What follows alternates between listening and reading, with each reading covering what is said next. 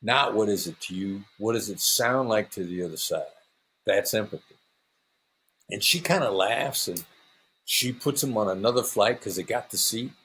She chooses not to charge him any fees. She puts him in the same class of service.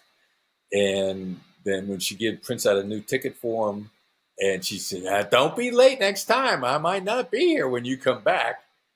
And he's got time. He goes home and he cuts the grass at his house. And he turns around and comes to the airport again. He's just proud of himself like crazy.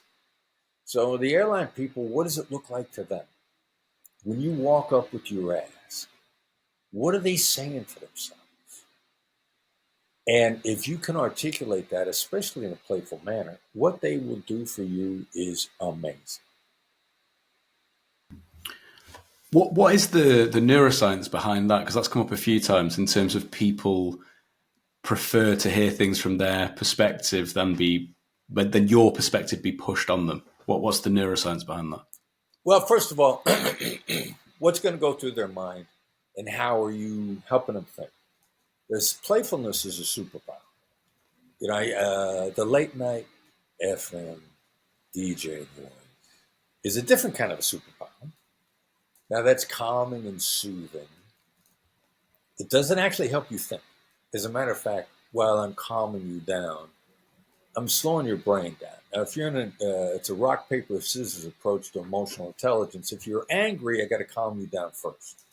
It's very difficult for me to take you from anger to playfulness or positivity, upbeat, curiosity, delight. I got to calm your anger first before I can jump you into that higher threshold. So where are you at when I approach? Now, you're 31% smarter in a positive frame of mind. So if I can get you to be playful, if I can get you to respond to any sort of positivity, you're going to be more mentally agile and more capable of thinking up better ideas with me. Now, I'm also going to be smarter in a positive frame of mind. So when I'm playful and emotions have a contagion, we both get smarter together. I'm also less of a threat. One of the first moves in any negotiation, in any ask, is to eliminate yourself as a threat. You don't want to be threatening them because they can't think as well.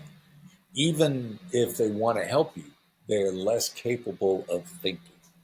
And I need you in a positive frame of mind. I need the person behind the counter to go like, "Oh, I can fix that."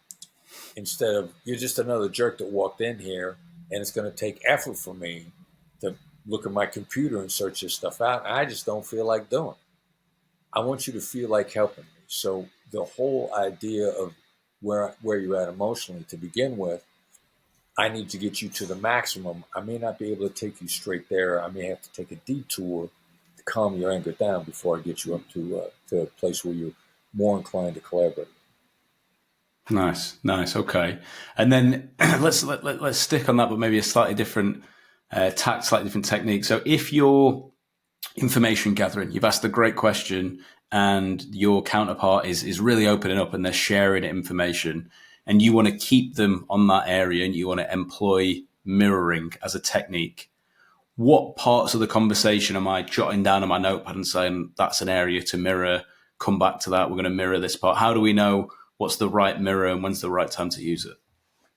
All right, and there's a sequence here too, and I really like the way that you described it. Because if you ask a great question, it probably starts with the words what or how. And each one of those has a specific design. The word what is designed primarily to uncover problems. What's the biggest challenge you face? What gets in our way? What happened last time you tried this? Not exclusively, but primarily to uncover problems. How? The word how is not exclusively, but primarily to uncover answers, implementation, the path ahead. How do you want to proceed? How are we going to overcome that obstacle? How are we going to know if we're on track?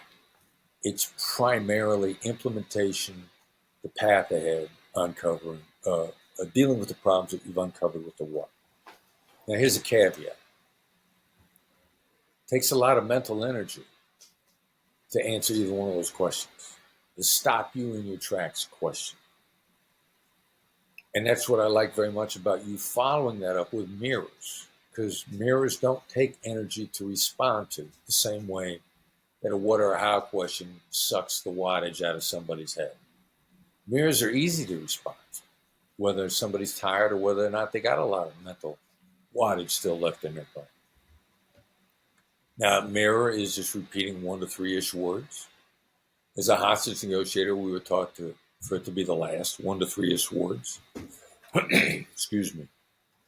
You can you can jump all around, and you can go back to stuff. What do you mirror? What you're curious about. Mirror something you're confused about. Mirror something that you know is on the right path, and you want to guide them in that particular direction. The mirror is this great skill that you can move all over the place. If you want to say to somebody, "What did you mean by that?" The mirror is much better, because what did you mean by that is a what, and it drains people a little more quickly. When I don't know why, I just know it doesn't. A mirror doesn't drain them. How do I know which mirrors? I don't really got to keep track of them. I will let my curiosity guide me. If and the chances are there's going to be 3 or 4 that I'm going to hear. I'm going to try to remember the most interesting one, or if it suddenly occurs to me there was something that I failed to mirror earlier, I might say, "You said a little while ago the first problem you had," back when they said, "Well, the first problem we had was this," and blah blah blah blah blah. Then they go on. So I can take them back to that phrase, and I can mirror it again if I realize that I missed it before. Excuse me. The